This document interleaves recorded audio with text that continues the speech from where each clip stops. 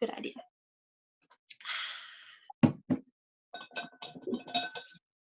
Water on standby. Yeah, just let me triple check. Okay, we are recording. Awesome. Righty then. So everybody, my name is Jennifer, and today I am speaking with expert Katherine Somerville, sharing her journey through the interior design world and building a business and empire centered on becoming an eco-conscious brand. So welcome, Mom. So Far away. So let's jump right in. So you can share how you got started and what our audience can learn and apply when it comes to becoming a designer. So my first set of questions is about your background and your experience in the field of interior design. So fellow designers or professionals watching today can understand a little of who you are and where you're coming from and how you got started. I got started in a sand pit. Hang on, I'm not there yet. Oh, yeah. Oh no. and then and then we'll jump into your thoughts about about what you could or would do if you had to start all over again when it comes to this business, so our audience can understand how they can apply what you've learned to their situations in today's world. So now you can answer. Could you tell us? Those are big questions. Could you tell us a little about yourself in terms of background, education, and experience in interior design? So when did you get started? Well, everything starts from childhood. So let's go back there. I just knew all along that I wanted to be, I thought was an architect, but then later on discovered that the term that I identified with was interior designer. I started my first real life adventure into the design world was as a architectural assistant in a co-op program in high school. So I got to see what an architect did and what I thought interior designers did, and it was a great experience. And after that, I knew I wanted to pursue it in school. But I worked for an interior designer and graphic artist for almost 2 years to make sure that the field I wanted to go in was right for me. Mm. And then you came along. Surprise, surprise. It took me 9 years to actually graduate from college. So I went to a 3-year college, accredited college in Ottawa, Canada, Algonquin College. I spent my first 7 years going through night school to do my first year while I had Jennifer as a little baby. And then we did some traveling with her dad, who was in the military. So we ventured off for a bit, and then along came her brother. So I had 2 tykes. And then when we got back from our last adventure, I decided I was going to go full time and just jump right in with baby and child and just do it. And I finished 2 years with honors. And most people say, I don't know how you did it, and I don't know either. I don't think I slept for those 2 final years of college. But that being said, I took the year off, almost a year off after graduating. But my first design real job was with a project management company, but we did projects all over Canada for government corporations like CMHC and geez, it was so long ago I can't even remember. But that was my step into project management, project administration, straight up design. You know, I did every job from design library to got right into AutoCAD. I had a great mentor in learning AutoCAD, so I was really blessed with having that person as a teacher. Mhm. And what else? What was the other question? I think Not an overnight success. We'll just say that oh, a okay. lot of work. Yeah, To 9 years of work. my 9 years just to graduate, and then getting my foot in the door. Luckily, my first employer was an instructor at my college, so he knew my strengths, and Mhm. I again blessed that I got the opportunity to do fabulous things. I got, it was like right into the. I didn't do a whole lot of floor space planning. I was lucky. I got into like the details of reception areas and executive suites, and the real, I would call the fun stuff. But I got to really put out the whole overall designs of the spaces, which went through anyway. She So rambled. it was not an overnight success. Okay, yeah, no, it doesn't sound like So, it. I don't but remember it being like that for you no, either. but but that job ended with being laid off, and that was my first. I'd been laid off jobs before, like retail stuff, but I was happy with that.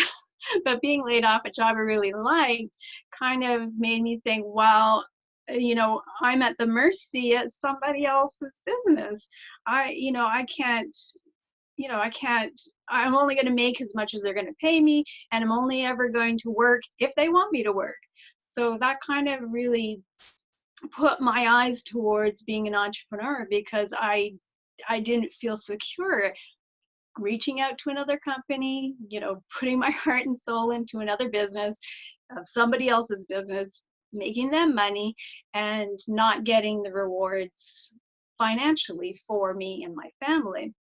Mhm. So roadblocks, that was one, was being, at the mercy of somebody else's business. Okay. And then, so, and with those roadblocks, how would you say that you've overcome them?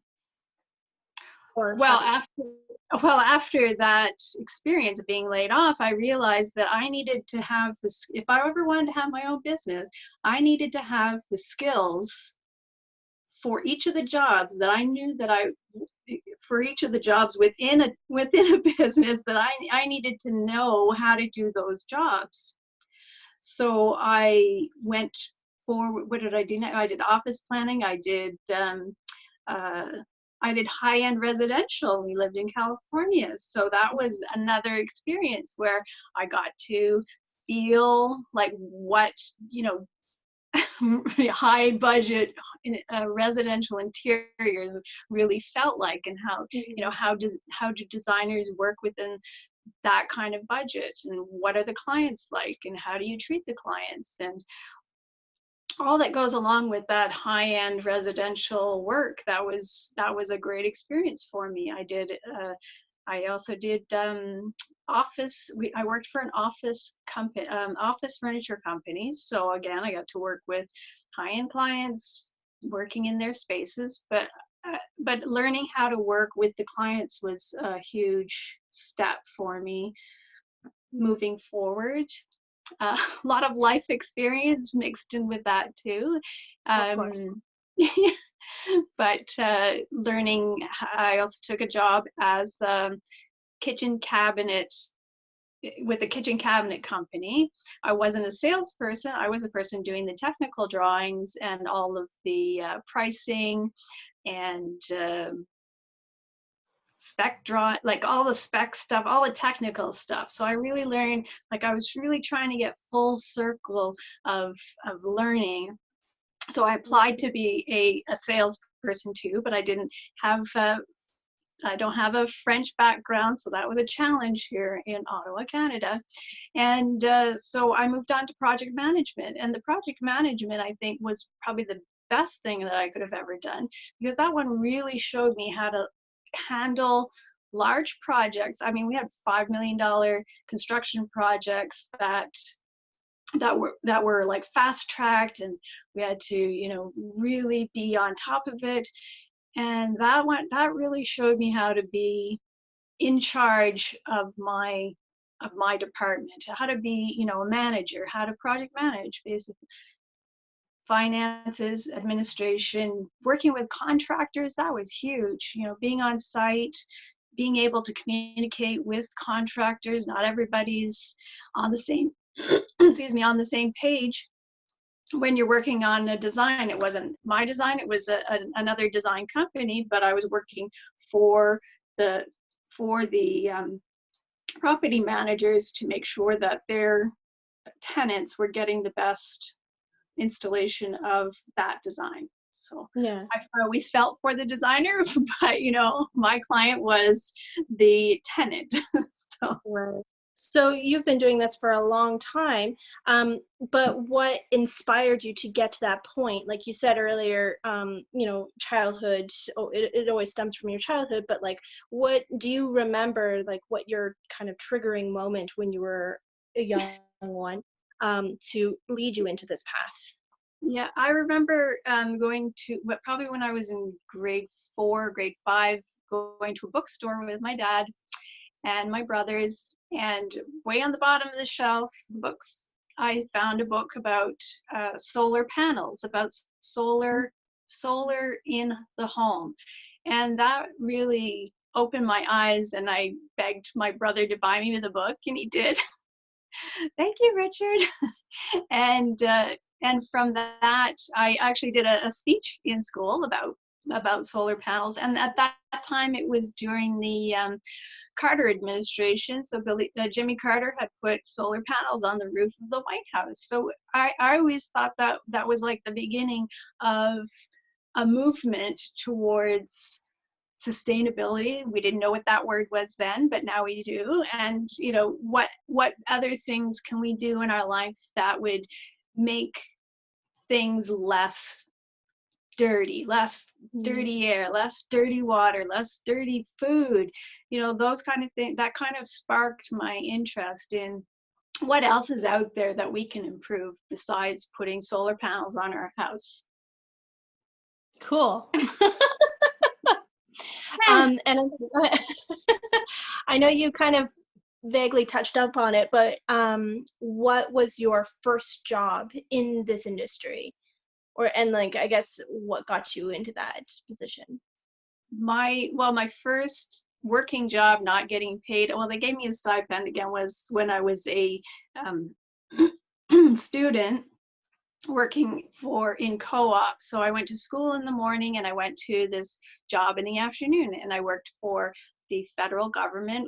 I worked in the architects department of the what was I don't know what it's called now, but it was the archives. So basically, where they changed the floor plans of storage and labs and the museumy parts of the building.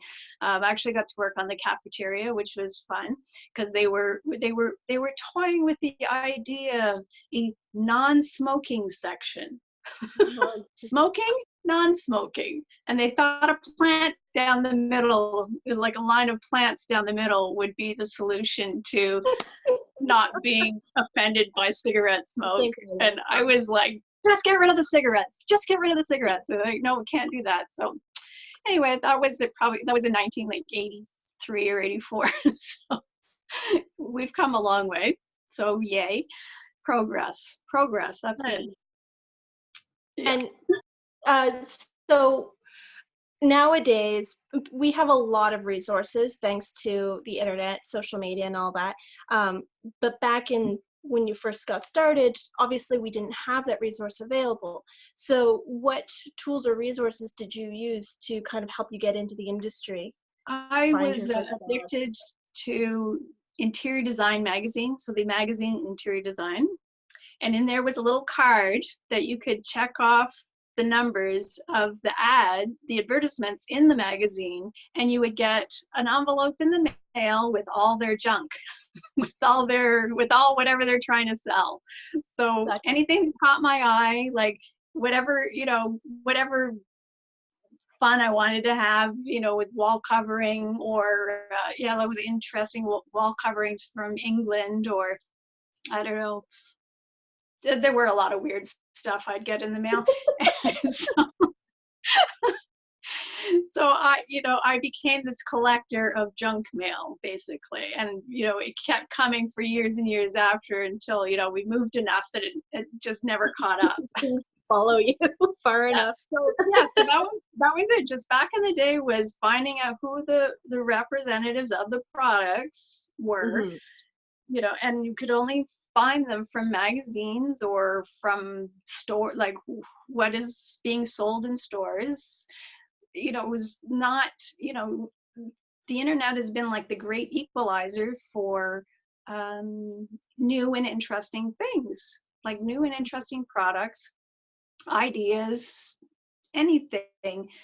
The internet has really opened the door to great design, because before it was just stagnated to whatever publications could print or wanted to print, or the companies would pay to have printed. It's like the best stuff in those magazines was at the very back page, where there were these like tiny ads of these upstart companies who wanted everybody to see their great product. So those are I would make sure I had those ticked off on my little card, to make sure that I see what new and up and coming stuff was, what was available. That's cool. And you mentioned already that you had a mentor, but who, like, you, I don't actually know this, but who was your mentor, or like, and then how did you like secure that? Well, the great thing about mentors is sometimes they don't know that they're mentoring you. Sometimes. Okay. And that's probably Okay. better, because then then you can be like less weird about stuff. Yeah. So I would say my first design mentor. See, sometimes people can teach you stuff. Because when I worked, before I went to school, when I worked for the designer and graphic artist, I learned a ton from the graphic artist. It was a husband and wife team. He taught me all about graphic design, sort of pre-Corel Draw, like that just came out when I was working. So yeah, so it was like letraset rubbing, and like hand drawing, Yeah. Okay. calligraphy, and like photographic stuff. Like it was all like, layup, photograph. Yeah, it was all like very old school, but just coming into the new age. But his wife was the interior designer. She taught me how to be a better person. Hmm. Because when people sometimes when people aren't as good to you, you kind of find how you can like improve on life. Anyway, so she's I just remember once she said, interior design is not about throwing around rolls of fabric. And I thought, I know that. Okay, so I'm on the right track. So that was she was a small step towards me knowing how to treat people better in business, and to be a better business person and such. But every left behind. Yeah. But moving forward, my professor from school, who hired me for the project management design company, Mhm. he was very supportive. Again, making sure that I have the skills. So always, letting the AutoCAD guys critique my work, show me how to do it better, get really good at presenting, really great drawings. Because a Mhm. great drawing is like, it's like a great government bill. If it's written really well, then nobody's gonna fuss about it. It feels like a legal document. So the better the drawing, the less argument about, if it's gonna work, or, anyway. Yeah. Again, that like just moving, like every step forward, there's always somebody that would come in and show me how to do things better. There was always somebody. So every job, there was always always somebody I would call an angel. They were there to show me how to do stuff better. They didn't know that they were mentoring me, but I would like ask questions, look for critique, always asking how I can do it better. Hmm, cool. Always. So this is kind of a weird question, but do you have a story in particular that could really summarize your early interior design worlds? Like if you could nutshell your career into a story, do you have such a I don't thing? think so. No? Okay. I couldn't imagine anything exists. I probably have to go through therapy or something to Fair enough. to Okay. get that out of my brain. No, because it's, after 20 years of doing so much variety of tasks within an industry, it's really tough to like narrow a story, like narrow it all down to a story. Mhm. Yeah, I wish. no, thought I'd ask. So you've been around the block. How would you say the interior design industry is, how different is it now than when you started? Well, like I mentioned, like when the internet first started to become a usable tool, like I remember when it first started, when I was in college. I mean, we had computers at home, so it was more it was more uh, it was easier for myself. But I knew people at school who they didn't have a computer. They didn't know what the internet was. What is this thing? And I would come in with like research from companies, that nobody ever heard of. It was a step forward in sharing information, making those big discoveries. It is the great equalizer, and everything changed after that, because at that time when I was in college, we were learning both hand drafting and AutoCAD. So it was tricky because I could draft really fast, but I knew that like even the early versions of AutoCAD, which were very, very, they were tough to use because it was all math based and you had to like really math brain it to get it to all work, and then, yeah, and then the transition became easier when they improved AutoCAD to be more user friendly, like just drag and drop and just, a lot easier. But knowing how to draft by hand made that whole process of drafting on the computer a lot easier. But I think the best tool I've learned in the last 5 years has been SketchUp.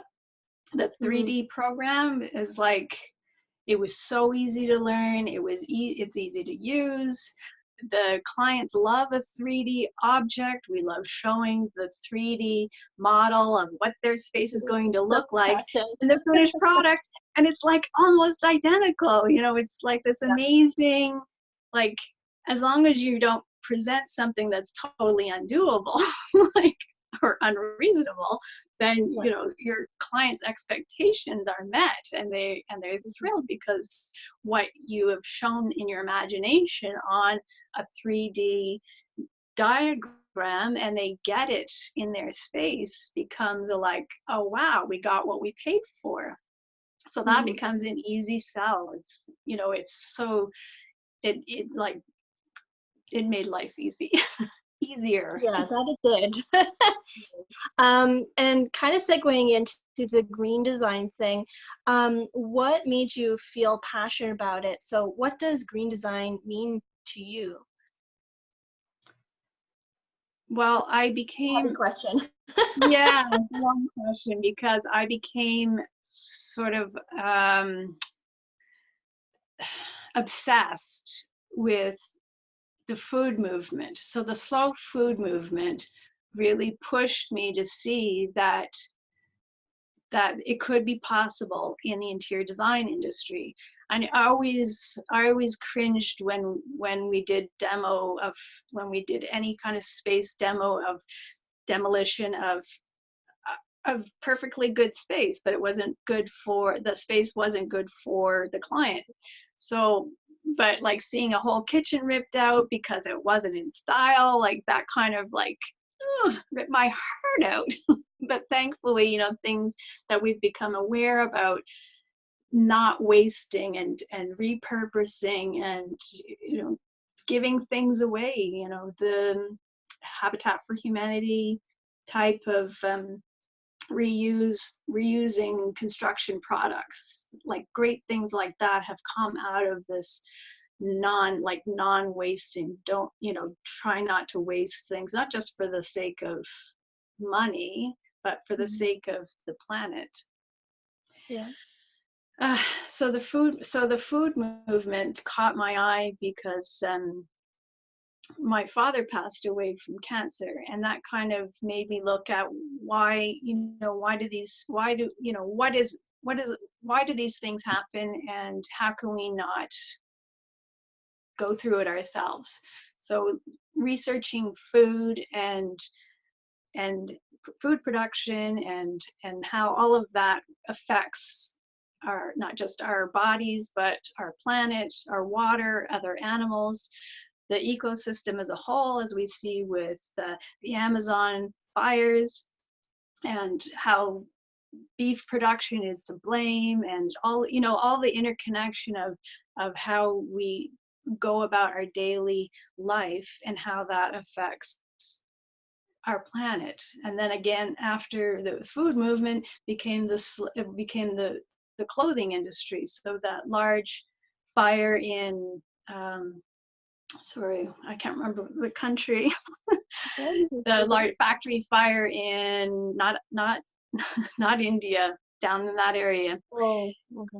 Yeah, so huge factory fire from fast fashion industries, just slave wages, and that kind of opened my eyes to, oh my God, this is happening not just in the fashion industry, this happens in the furniture industry too, where low price product is being slave made, resource intensive, shipped across the world, and for a cheap price. And so when companies like Wayfair started selling a lot of stuff that's not local, it's offshore stuff, it kind of made me shake my head about not buying that stuff for clients, even though great design, great price, but just that ethical knowing of what the true cost of those products are. Mhm. Um, so we're gonna switch gears a bit now and just kind of move into the present, where our designers want to get the kind of results that you've achieved, and help steer them away from having to kind of make the mistakes that we've made in our business. So I'm going to kind of ask you a series of questions about what would you do if you had to kind of start all over again, or like from scratch, and strive to duplicate your past results. So if you had to start over with interior design in today's world, and with today's tools, time constraints and other factors, what would you do differently? I think the first thing that I think we would do differently is we would have started off with a manifesto of saying what we're all about. What do we believe in?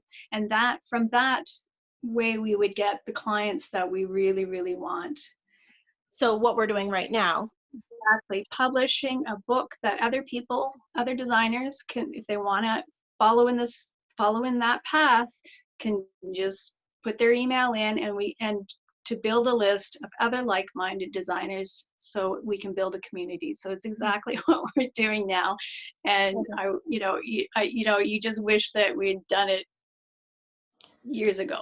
Yeah, what we've executed now existed 5 years ago, but it was kind of getting into understanding why it was important. Yeah. So, and so where should our designers focus their efforts if they want to succeed in both the short and the long term? I think like, to start with, you have to understand who you are as a person and what you want in life, like the big picture. Because in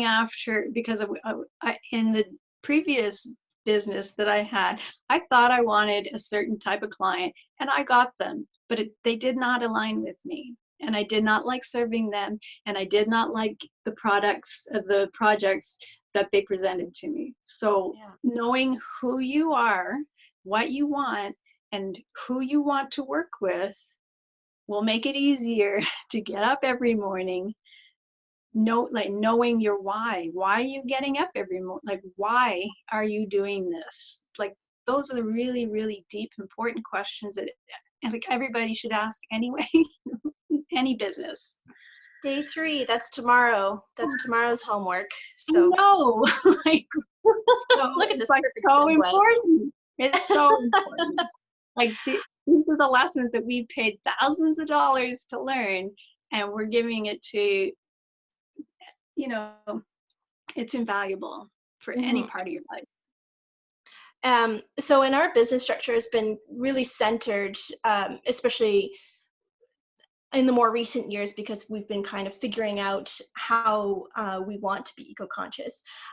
Why do you feel that this is so important for other people to embrace? Like, this is enough for us to have gone to this extent. So why do you feel it's important? And then what impact do you feel that this would make on the long term? I mean, Well, I can think of this. yeah. That's the other thing. Like when we're looking at what do we want to make an impact, because when we're doing our eco design, we have our few clients that we work with that, you know, that we love and sustain us, but it's not enough. You know, Mhm. there's tens of thousands and hundreds of thousands of jobs going on all over the world that could benefit from having an eco-conscious perspective in improving all those things that I talked about that are wrong in this world, that need help or need to be improved upon. And us doing our little thing isn't enough. We all need to do it. So starting a movement, that's a tough task, but you know, it's got to start somewhere. It's got to start somewhere. Yeah. Did I answer the question? Yeah, I think you did. Yeah. It's um, important. and what tools do you feel that are available to us now? Should interior designers be definitely be utilizing? I think one of the best things that we've found in the last 3 years is the sales funnel.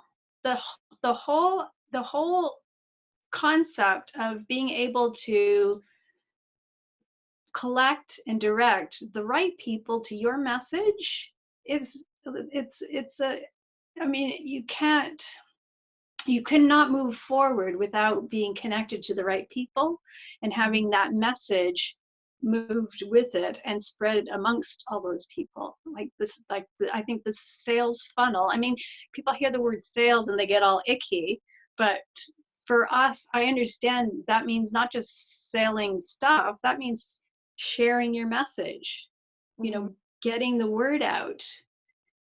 Yeah. And for our audience, if you're not sure what sales funnel means, you have a lovely bonus that's all about online traffic, and there is a section about funnels. So if you're wondering, oh, what's a funnel, that would be the document to read after this. So with the internet being the internet, and how there's so many controversial sites where, you know, where do we get our information from, what resources, where do you get your information personally? So I mean, our audience doesn't have to necessarily agree to it or agree with it, but just out of curiosity, with like, where do you get your information about interior design, I mean, in particular, or do you? I don't know. Like, I just how do you read. keep up with the trends? You know what I mean? How do I get How what? do you keep up with the trend? How do you keep up with the trends and like anything that's kind of going on right now in the interior Oh, design world? Instagram, Pinterest. Fine, that's an answer, of Right? course. That's where. that's where we would send our clients to find out what they like. Give us a storyboard of what what turns your crank, what you like. I mean, I don't the way we design is for the client. So whatever turns them on, get Yeah. into it. Like we Pinterest had is really good. Yeah. we had the bohemian couple who loved, like, Yeah. I get into it. Like we'll go that way, and we'll give you the best of that world. Okay, cool. No, that's But with our way of, ecofying it. yeah. So yeah, that's yeah. And do you feel that it is harder for newer designers to get into this industry now compared to maybe when it was when you got started? Because there's like almost competitive like that's a whole saturation thing, which I don't believe in, but there's that mindset mentality with it, right? So do you feel that it's harder for people to get into this world? I think it's hard if people think it's hard.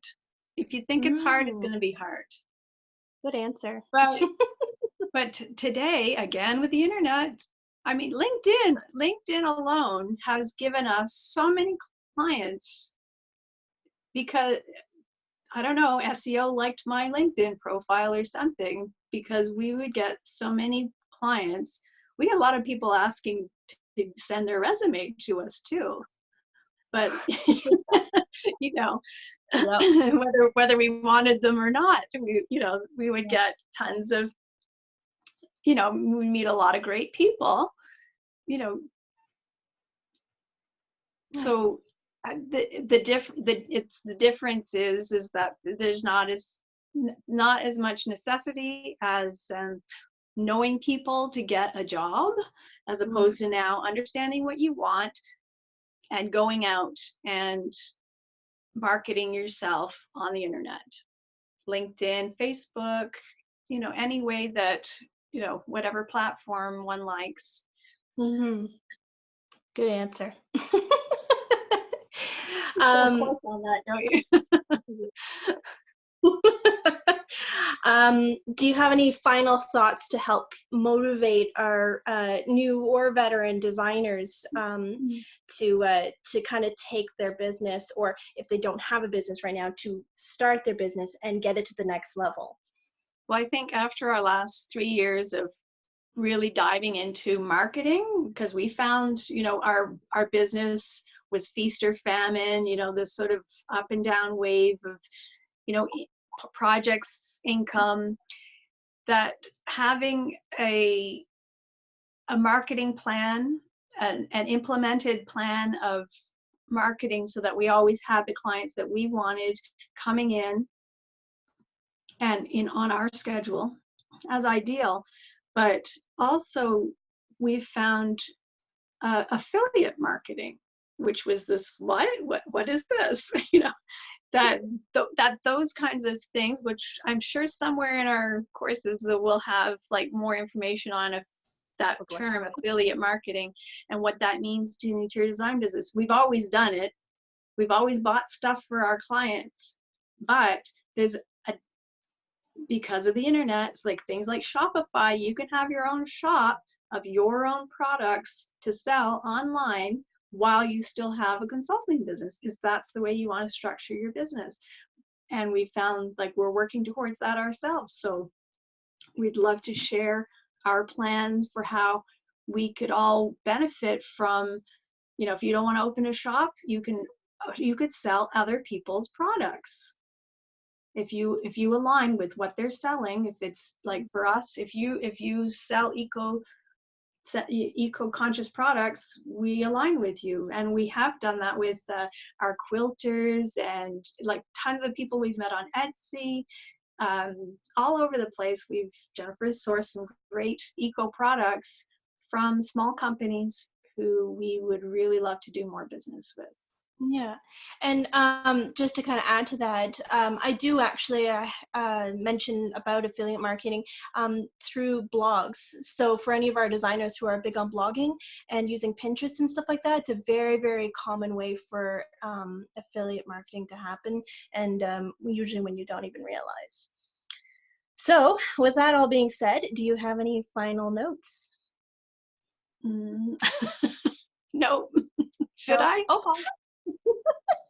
She gets her notes. I think we No? covered Okay. everything. Yeah. Okay, I think so too. So I want to thank you for joining us on this call and providing some wonderful insight and letting our audience kind of get to know you a little bit more. Um, I hope you guys have learned a bit from her experiences, and we appreciate you, Kat, sharing your expertise and experiences so graciously. I'm sure there's a place to Um, leave comments. so for our viewers, your task for this evening is to use the downloadable printable documents in your in this thing. And I want you to write down one thing. Yeah, I mean, if you got more than one thing, great, but at least one thing that you took away from this interview. And also let us know in the Facebook. There'll be a in the Facebook group, there'll be like a dedicated thread in day 2 about what you've learned from this, in terms of, you know, like did you catch something that she said that you're like, oh yeah, I love that, I'm gonna start doing that. So I want something that you heard and resonated with you, or that you heard and now you're going to start implementing it, or something you heard and you are curious about learning more. And that information would also be really good for us to know, to make sure that we address that and kind of pique that curiosity. So other than that, I wish you guys all a great day, and we will see you tomorrow. Thanks for joining. Bye.